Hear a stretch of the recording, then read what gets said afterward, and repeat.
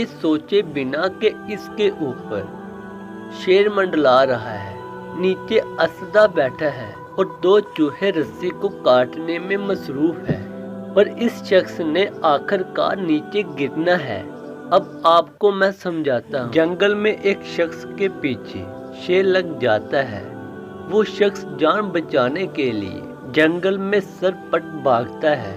آخر کار اس کی ہمت جواب دے جاتی ہے۔ تب اسے جنگل میں ایک کنواں نظر آتا ہے۔ مرتا کیا نہ کرتا۔ شیر کو اپنے قریب دیکھ کر اپنی جان بچانے کے لیے وہ شخص کنویں میں چھلانگ لگا دیتا ہے۔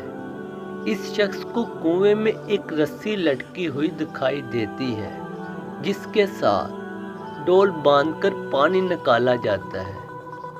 وہ شخص رسی کو پکڑتا ہے اور کنویں میں لٹک جاتا ہے۔ اچانک اس کی نظر نیچے کنویں میں پڑتی ہے تو دیکھتا کیا ہے کہ وہاں ایک اسدہ بیٹھا ہوا ہے۔ اتنے میں دو چھوٹے چوہے، ایک کا رنگ کالا ہوتا ہے، ایک کا رنگ سفید ہوتا ہے، اس شخص کی رسی کو کترنے لگ جاتے ہیں۔ اچانک اس کو شہد کا چھتا نظر آتا ہے۔ یہ شخص شہد کو انگلی کے ساتھ لگاتا ہے اور شہد کھانے لگ جاتا ہے، یہ سوچے بنا کہ اس کے اوپر شیر منڈلا رہا ہے، نیچے اسدہ بیٹھا ہے اور دو چوہے رسی کو کاٹنے میں مصروف ہے، پر اس شخص نے آخر کار نیچے گرنا ہے۔ اب آپ کو میں سمجھاتا ہوں۔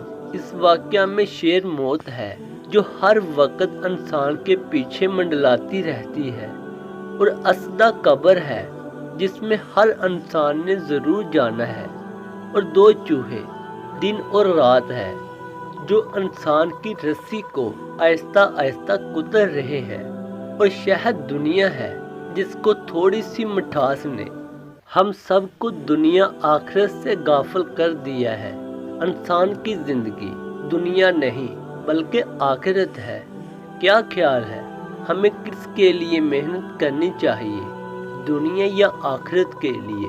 فیصلہ آپ کے ہاتھ میں ہے۔ اپنی قیمتی رائے دیں۔ دعا ہے کہ اللہ تعالی ہم سب کو اس پر عمل کرنے کی توفیق عطا فرمائے۔ دوستو، اگر کہانی اچھی لگی ہو تو اسے زیادہ سے زیادہ شیئر کریں تاکہ آپ کی وجہ سے کسی انسان کو سبق حاصل ہو۔